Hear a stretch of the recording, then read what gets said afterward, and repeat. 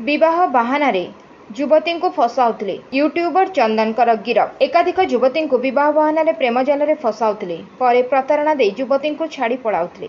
एभली love sex धोखार मातिथिबा जड़े अभिनेता तथा यूट्यूबर को कमिशनरेट पुलिस महिला थाना गिरफ करिछि। से हेउचंती चंदन कुमार कर घर बालेश्वर भोगराई चंदनेश्वर अंचल से लक्ष्मीसागर झारपड़ा सारला नगर में रहुचंती। चंदन तांको स्त्री को जड़े प्रयोजकों सह राति बिताइबा को बाध्य करने अभियोग पूर्व गिरफ होते। चंदन नाँ में टीसीएस संस्था चाकरी करुवा जड़े महिला अभियोग करते। 2022 में चंदन सह युवती भेट होता। उभयों भितर बंधुत्वपूर्ण संपर्क गढ़ी उठिला।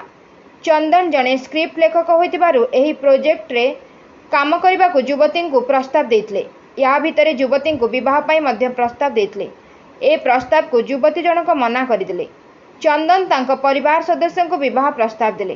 चंदन चाकरी पाइबा परे ही विवाह होई परिबो बोली युवती परिवार लोक शर्त रखुथिले। चंदन अन्य झियो मानकु विवाह प्रतिश्रुति दे संपर्क रखुथिबा जानिबा परे युवती जनक विवाह पाई मना कले। परे युवती अन्यत्र विवाह होइतिला। विवाह परे भी युवती पीछा छाड़ी नथिले चंदन।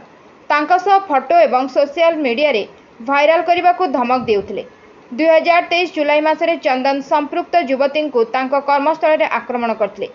अभियोग क्रमे पुलिस चंदन को गिरफ्त करी कोर्ट चालान करिछि। पुलिस तदंतरु जानिबाकु पाइछि चंदनकर एही प्रेम संपर्क और ब्लैकमेल कहानी बहु पुराणा। अनेक युवती को से प्रतारणा देइछंती।